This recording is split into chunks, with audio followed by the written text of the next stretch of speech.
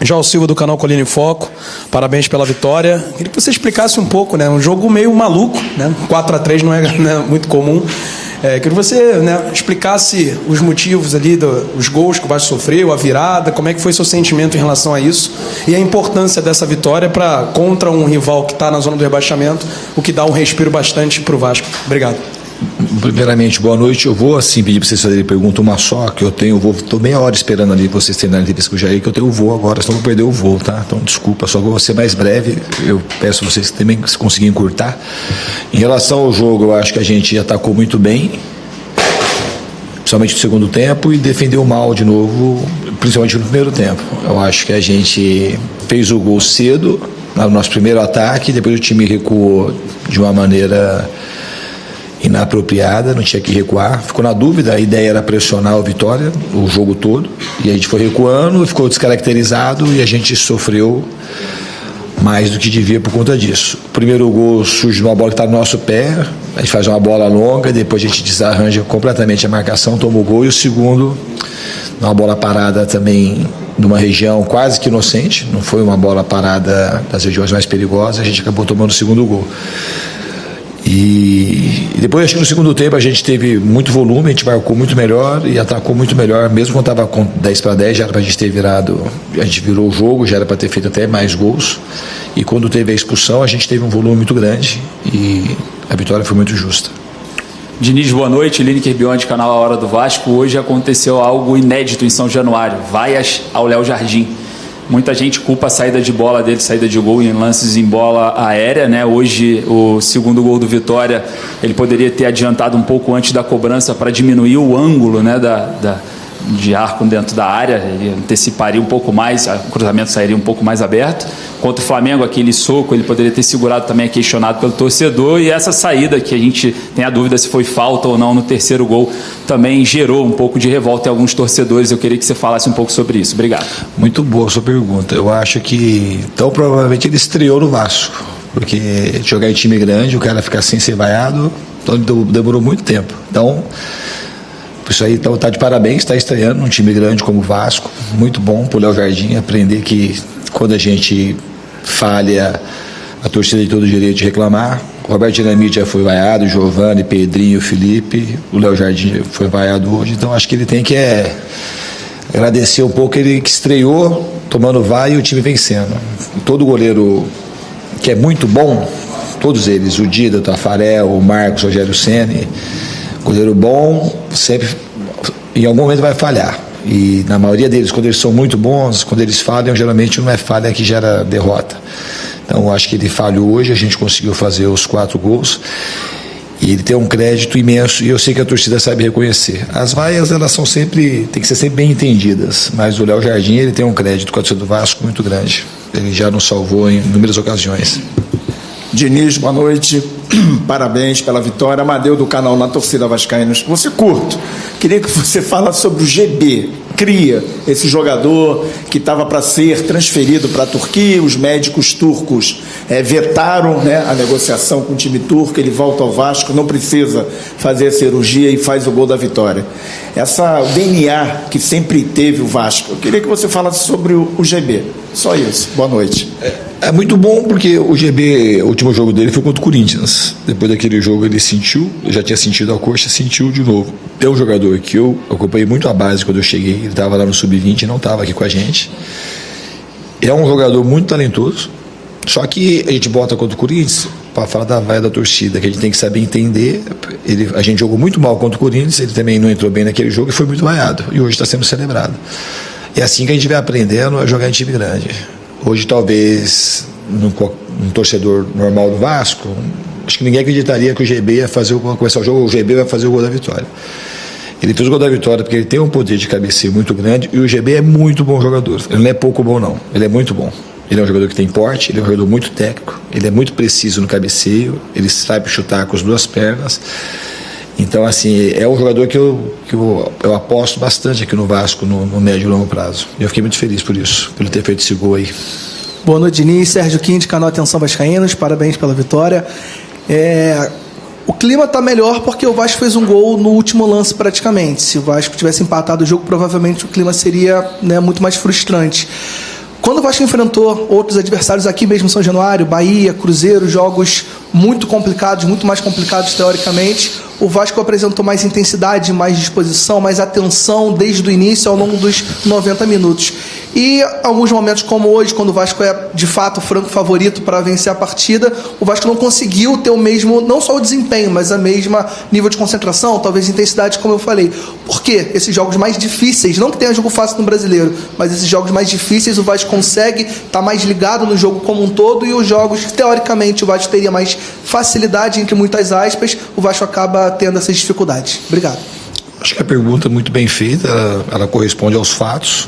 Não é do time o jogo ser mais fácil, os times estão mais mal colocados na tabela de classificação e hoje aconteceu de ter esse declínio que foi visível. O primeiro tempo a gente teve muito ruim mesmo, muito ruim. Até na questão do ataque, a gente não foi bem nem no ataque, nem na defesa, nada, nem na pressão em bloco alto, nem marcando em bloco baixo, e nem bola parada, a gente não foi bem em nada, a gente só fez o gol no primeiro tempo. Então tem tudo a ver com a tua pergunta, mas não sei se tem a ver com Vitória, embora hoje a gente venha de jogos, tem um monte de coisa que você pode falar do campo, hoje estava pior, o campo estava muito seco, aqui quando seca, o jogo 4 horas da tarde, o campo pra gente, a bola fica um pouco mais viva, mas também a gente não pode também colocar no campo, porque se fosse o campo, o segundo tempo não teria melhorado. Então o que eu acho é que a gente não pode entrar, independente de quem seja o adversário, e esse jogo ele era o jogo mais importante para nós do que o Cruzeiro, o Bahia, na situação que está na tabela hoje. Era um confronto direto pelo rebaixamento, que hoje a realidade do Vasco, hoje deu uma melhorada, a gente está no meio da tabela, mas ainda ela está mais assim atrás da parte de baixo que a parte de cima. Se a gente perde o jogo hoje, o Vitória fica 3 pontos da gente, e alguns adversários têm um jogo a menos que a gente. Então era um jogo que a gente não tinha o mínimo direito de entrar como a gente entrou. Então assim, a crítica é bem feita, e a gente tem que ser criticado mesmo pelo primeiro tempo. E é bem verdade, se a gente empata o jogo, ia ter um monte de crítica. Embora no segundo tempo também a gente pode reverter tudo que aconteceu no primeiro tempo. Acho que foi intenso, errou em algumas coisas, principalmente da parte da marcação, de ceder alguns contra-ataques, mas o time foi muito ofensivo, foi muito criativo, foi muito ousado, foi muito corajoso e mereceu a vitória. No segundo tempo eu gostei muito. As falhas do segundo tempo elas são mais admissíveis. A do primeiro tempo não, acho que a gente falhou muito mais do que a gente devia. Boa noite, Diniz, Danilo do Expresso 1923, parabéns pela vitória. Você fala do primeiro tempo, lá contra o Palmeiras você falou que o primeiro tempo foi apático. Eu achei esse primeiro tempo, como você falou, ruim, desorganizado, confuso, e uma virada para o segundo tempo. Faltou uma capacidade de controle da partida em algum momento, destacando que o Vasco, no Campeonato Brasileiro, é o segundo maior que faz gols, e ao mesmo tempo é o terceiro que mais toma gols. Falta uma capacidade de controlar alguns jogos antes de entrar nessa gangorra, uma montanha-russa no decorrer das partidas? Muito obrigado. Obviamente que hoje faltou equilíbrio. Acho que faltou equilíbrio hoje, nem a questão é essa. A gente entrou muito apático, a gente não pode entrar apático como entramos contra o Palmeiras e hoje também. Repetiu um padrão. A gente entrou muito conectado contra o Flamengo, muito conectado aos jogos do Botafogo. Então, assim, não é que é um padrão do Vasco. Esses últimos 2 jogos que a gente, pegar os últimos recordes, os últimos 10 jogos, os inícios do primeiro tempo, que a gente foi muito mal, foram esses 2 últimos jogos. Contra o Ceará mesmo, a gente não começou mal o jogo também. A gente terminou, deu um vacilo no final do jogo, mas esses 2 últimos jogos, o primeiro tempo foi muito ruim e a gente precisa corrigir isso. Bruno Murito do GE. 2 perguntas rapidinho. A primeira, por que você tirou o Verratti no intervalo do jogo? É raro a gente ver ele saindo no intervalo assim, logo quando o Vasco está perdendo também. E a segunda, o Ryan e o GB, os dois agora na zona mista, falaram que você teve uma estrela ali na hora dos gols do Vasco. Primeiro que você pediu para o Ryan bater o pênalti na pausa ali na revisão, e o GB você disse que ele iria entrar e iria fazer o gol da vitória. Tem um pouco de feeling, tem um pouco de confiança na base? Não, de feeling, não é questão de ser confiança na base, eu confio na base sempre, confiança no jogador especificamente. Eu acho que o jogo hoje tinha a cara do Jabi, muito a cara dele. Ele é um jogador grande que tem um cabeceio, é muito preciso no cabeceio. Estava todo mundo encostando a cabeça na bola. Então era uma coisa meio clara de que ele entraria e teria a chance de fazer o gol. E ele, como eu disse, ele é bom jogador.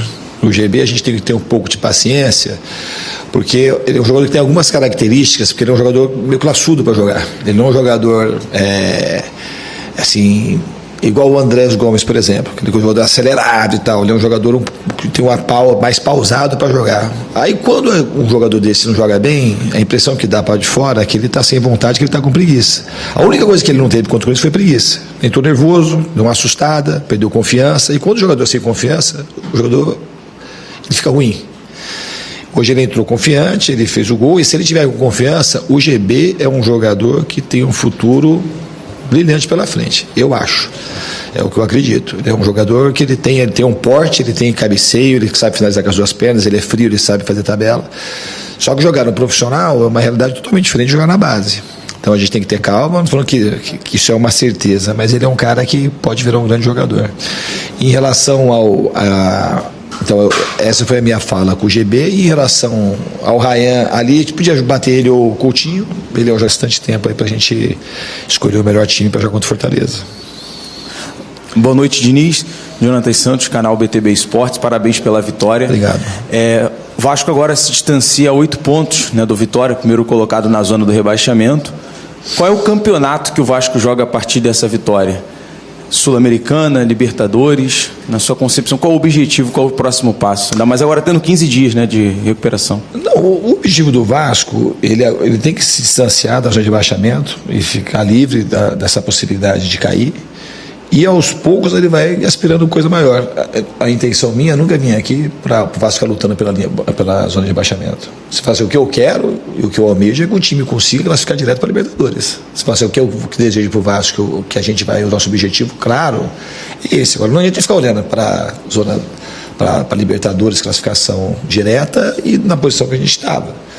E agora também a gente tem que saber olhar para cima e olhar para baixo, que isso facilita a gente encarar melhor o próximo jogo. A gente não pode relaxar, entrar achando que vai ter jogo fácil no campeonato. Cada jogo pra gente é uma decisão, está decidindo alguma coisa. Esses últimos jogos estavam decidindo a gente sair do rebaixamento e provavelmente daqui para frente começa a decidir em que lugar que a gente vai ficar na tabela. Se é Sul-Americana, se é Libertadores, se é pré-Libertadores. Professor, boa noite, Gabriel André.